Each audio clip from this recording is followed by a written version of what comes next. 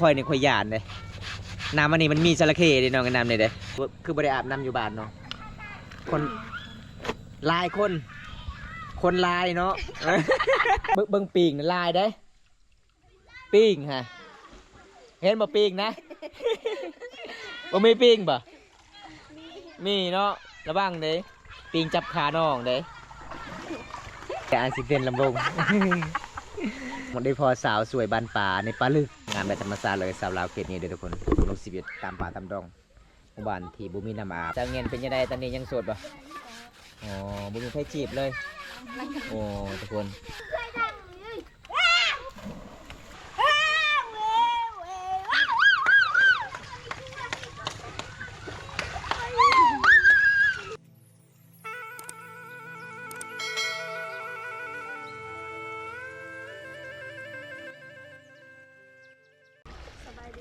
สบายดีสังเย็น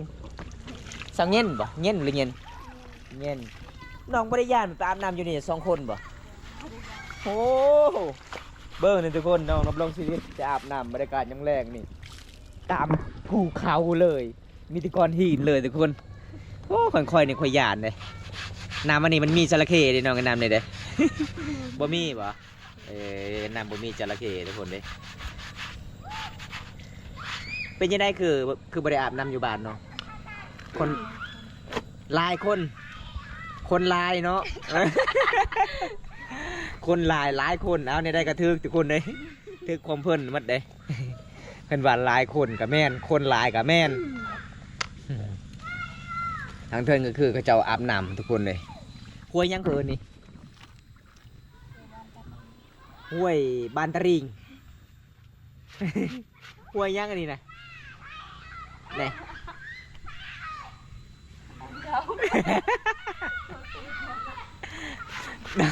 เดินต่อเลยเดินสนัวห่วยสนัวห่วยสนัวทุกคน ผู้สาวมีที่2 คนจ่อไปอาบเนาะขันไปอาบน้ำจุดนี้ขี่รถมาบ่น้องโอ้บ่มีรถนี่ไปบ่ไรเด้อทุกคนมันไกลเด้อพี่น้องเลยน้องก็เลยถือรถมา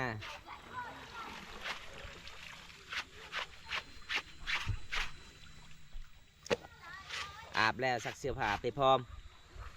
ตอนเช้าก็อยู่นี่บ่น้อง2 คนไปอาบนะตอนเช้าอ๋อมีตอนแรงอาบน้ำเนาะเอายัง เราสิเอาส่งอีกทุกคนเบิ่งน้องๆอาบน้ำนี่ก็คือคนลำบากเลยเด้อทุกคนหมู่บ้านตามตีนภูเขา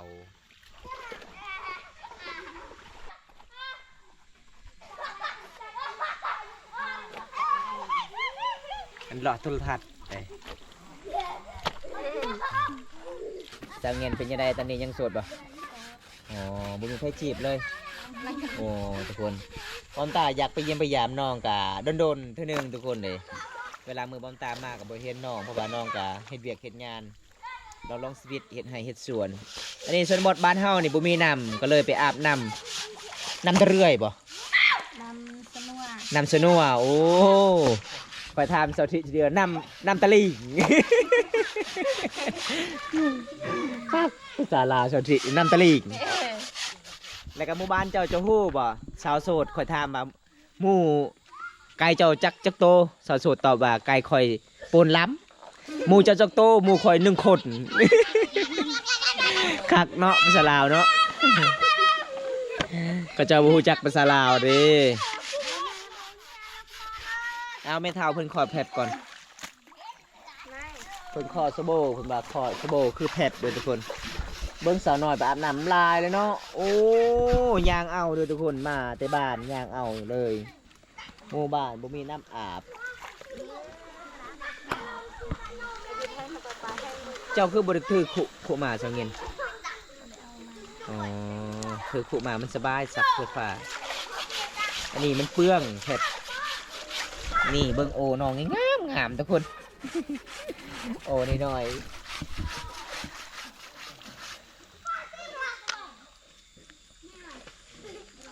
นี่เด้อทุกคนผู้ใดยังโสดก็คือจีบได้เด้อสาวเงียนอายุ16 ปี16 หรือ 15เจ้า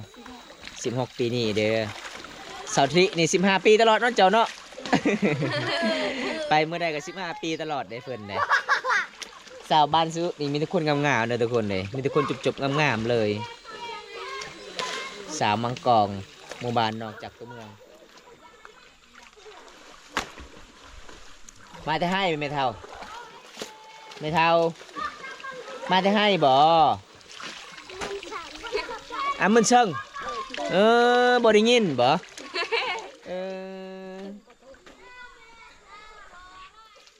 เพิ่นบ่ได้ยินเลยเนาะเนาะบอกล่ะว่าเห็นปิงอยู่หั่นจะบอกเบิ่งปิง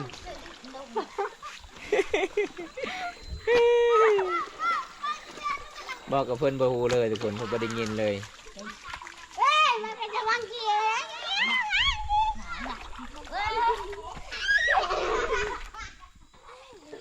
สาวเงินนี่เป็นสาวงามเลยทุกคนสาวงามอายุ16 ปี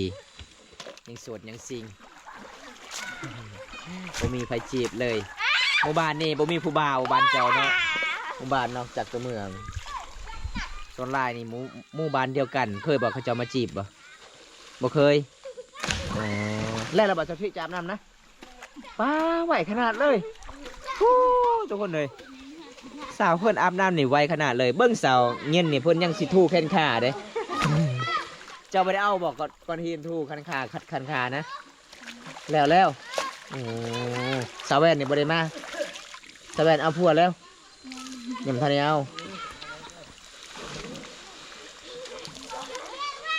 อันเดิมปากกอง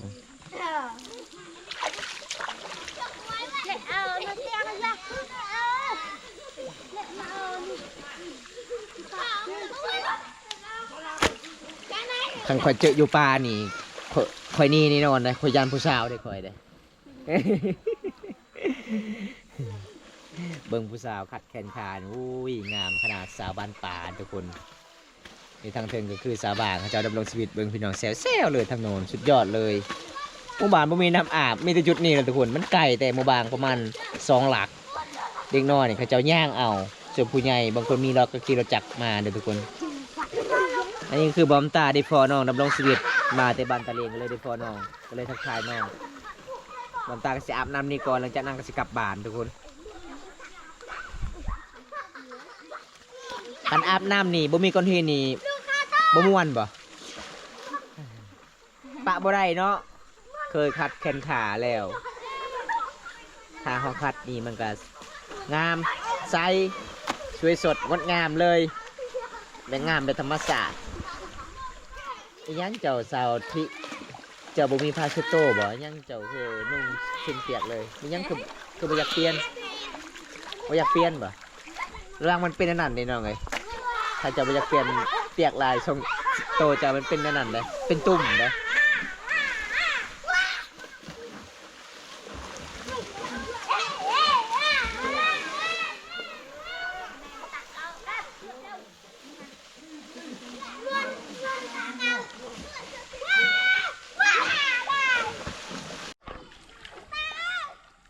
สาวเย็นเบิ่งปีงลายได้ปีงฮะเห็นบ่ปีงนะ บ่มีปีงบ่มีเนาะระวังเด้ปีงจับขาน้องเด้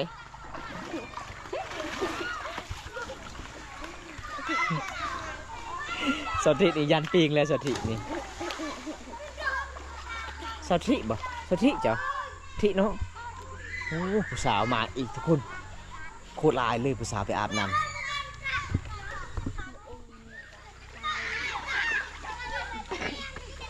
อ้าวห้องเพลงโลดบ่เป็นยังห้องโลดผู้สาวเลย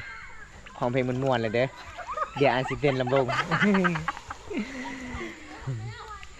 ม่วงขนาดพี่น้องมันได้พอสาวสวยบานป่าในป่าลึกผู้สาวอาบน้ำงานแบบธรรมชาติเลยสาวลาวเขตนี้เด้อทุกคนลงชีวิตตามป่าตามดงหมู่บ้านที่บ่มีน้ำอาบ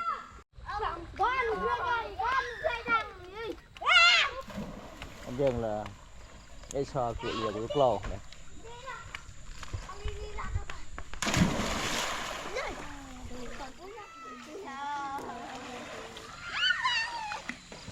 จะเท้าไหนดิดึง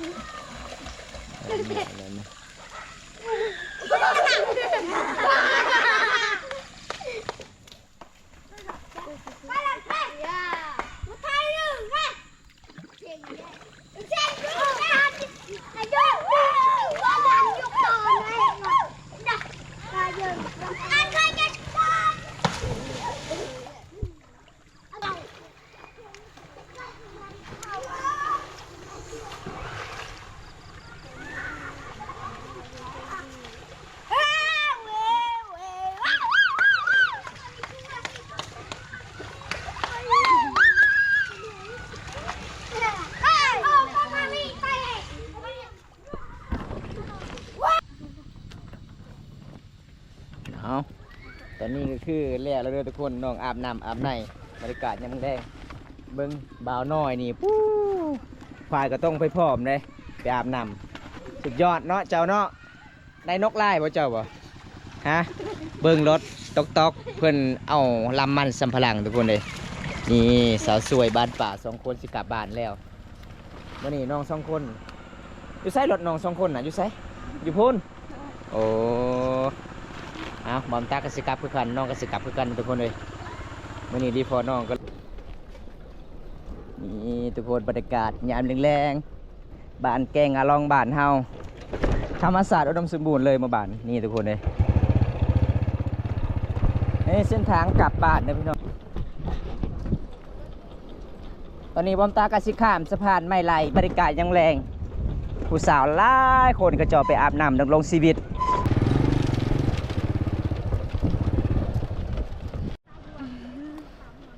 สบายดีสะโทปลาอาบน้ำตะเวียนอาบน้ำแล้วก็คือน้องกะสิไปเที่ยวครัวเขาเจ้าสร้างไม้พุ่นบอกโอ้เบิ่งผู้สาวอาบน้ำ3 คนบรรยากาศยามแรงเงาเนาะเจ้าบ่มีหมู่เลยเนาะบัดนี้เนาะหมู่เจ้าบ่เฮ็ดเลยไปนำสาวโทคุณงามเจ้าคือบ่ได้ไปอาบน้ำห้วยที่เจ้าไปอาบนะน้ำห้วยสปานะมันแห้งหรือมันบกหรือเปล่าโอ้ก็เลยไปอาบน้ำจุดนี้ว่าได้คันบ่น้องคันคือการคันก็อดเอา คันเวลาคันนี่แม่นพอได้มาเก่าให้เจ้าก็เวลากลางคืนนะโอ้น้ำมันนี่เป็นน้ำพุ่นตกมาแต่ภูตะยงเนาะแล้วก็เขาเจ้าเฮ็ดเส้นทางใหม่ก็เลยมันนำจะเป็นสีคุณทุกคนเลย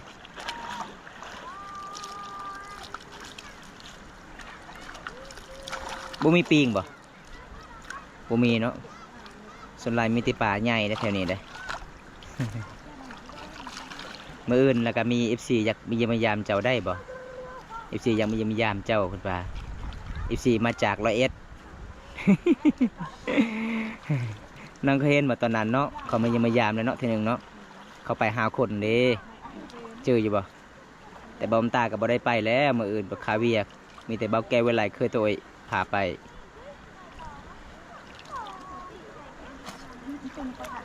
นอกกระดัก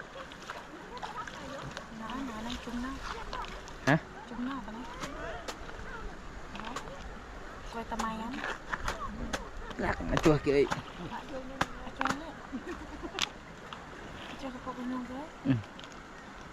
อันกระเป๋าอะไรกูอันกันเล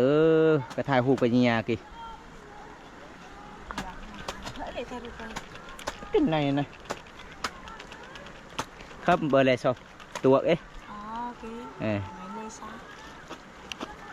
เดี๋ยวไปแจ้งมันก็แก้วมันกันตัวนี้จุ๊บไม่ได้นี่เปิดก็กระเตียดดิตาบ้าหมาไอ้ตัวตะบอยนั่นตะเวลามือเนี่ยเอามาหนักไหมแต่เฮิมกล้วยโอเค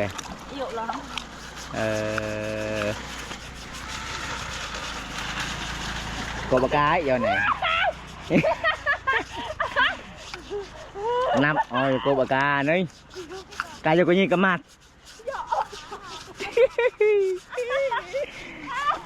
มันนี่แต่ แต่ตัวเอาเหี้ยทำโกน cứ một cơ tệ nát của cặp แม่ตัวเอามาก็แต่แน่ như bớt này cả การเลี้ยงครับการแกน lo đâu đấy má sò thô cái dàn tụi conอาบน้ำเลยมีห้อยไปพร้อมมีเห็นบ่โอ้คันคายในได้10,000เนาะหอยกับกีก็มีก็ยันเด้อพี่น้องเอ้ยผู้สาว รู้อ่ะปกติคลึงกว่านะ อยู่ใส่อยู่พุ่นบ่อยู่ครัวไม่นะสะโทเป็นยังเจ้าคือบ่ได้ไปอาบน้ำสางมันใส่เด้น้องเอ้ยน้ำสางนะ หลายคน หลายคนบ่น้ำมาด้านเด้บ่มีโอ้เบิ่งเขาเจ้าใส่หม้อทั้งพุ่นเป็นแต่ม่วนลาย ชอบที่เด้อย ามแรงๆฮะ ชอบ คันบ่น้องว่าคันคือกันนะอ้ายเอ้ยสาวน้อยก็มาอาบน้ำเนาะสาวน้อยเนาะเมื่อนี้ฝนฟ้าอากาศมันก็สีหนาวๆนี่พี่น้องเอ้ยแต่เป็นกสิตกดินสาวลาวดำรงชีวิตน้ำคุณกอาบหมู่บ้านที่บุมีน้ำอาบเขาเจ้าอาศัยชีวิตตามลิ้นตามรินเซละนองบ้านเฮาเอิ้นเซละนองอันนี้สะพานไม่ไล่ ให้ด้วยจาลง ปีสุดท้ายแล้วสิได้เห็นได้อาหารยังวันนี้จะว่าระเวนะอาหารป่าจะได้ปลามาที่ใส่ซื้อเอาโอ้มีเงินเนาะเจ้าเนาะ เฮ็ดไม่อยาก เฮ็ดเวียกอยู่เฮือนก็เลยซื้อปลานินเฮ็ดลาบบ่เลยว่าจังใดเจ้าก็กินลาบบ่กินดิบกินแต่สุกอยากกินคือกันแต่ว่าเจ็บท้องเจ็บท้องคำผู้บ่าวได้บัดนี้เด้ ว้าวเจ็บ บ่เจ็บโอ้ จ้า เป็นตะมวนเลยซอเซอร์เห็นบ่ถึงสเปคแล้วซอเซอร์นี่ คำผู้บ่าวแล้วบ่เจ็บน้องว่ามาแต่ซิลือเอายังน่ะเอาพักบ่เพิ่นหาอาหารยำแรงไปอาบน้ำเลยทุกคนเลยเป็นตะมวนเลยผู้สาว2 คนสาวน้อยดำรงชีวิตนี่ปืนได้ต่อมาไหนปืนโปรเฮ้นะกับเบิ่งกระปอนตุ่นเนี่ยนะเนี่ยป่ะไหนมาเล่นมูตะกอกนี่เนาะ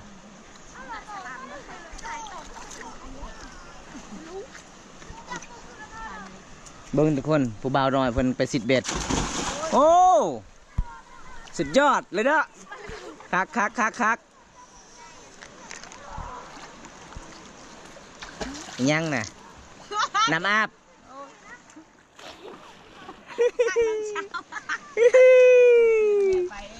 สเปกซอโทนี่สุดคักอารมณ์ดีคัก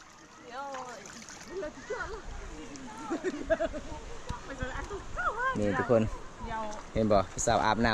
ำเป็นตะม่วนลายบรรยากาศยามแรงบ้านแกงอลองบ้านเฮา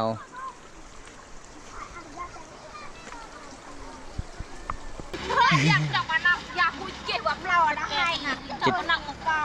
ก ลานรัวมาไหน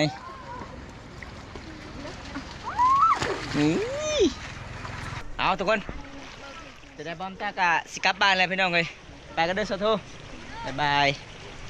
บอมตาสิกลับบ้านเลยพี่น้องเพราะว่าแต่เป็นกระสิตกดินเนี่ยมื่อนี้ดิพอโซโทก็เลยบอมตากะสิลง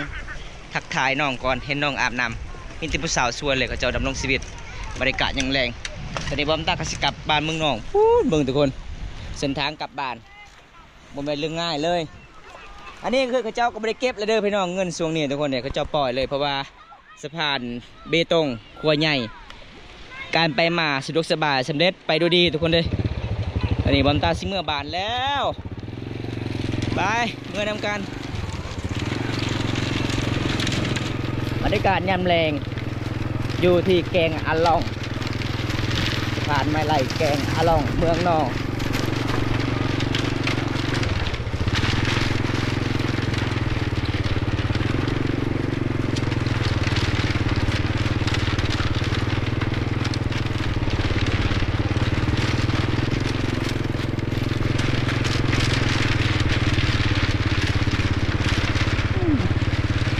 เอาป่า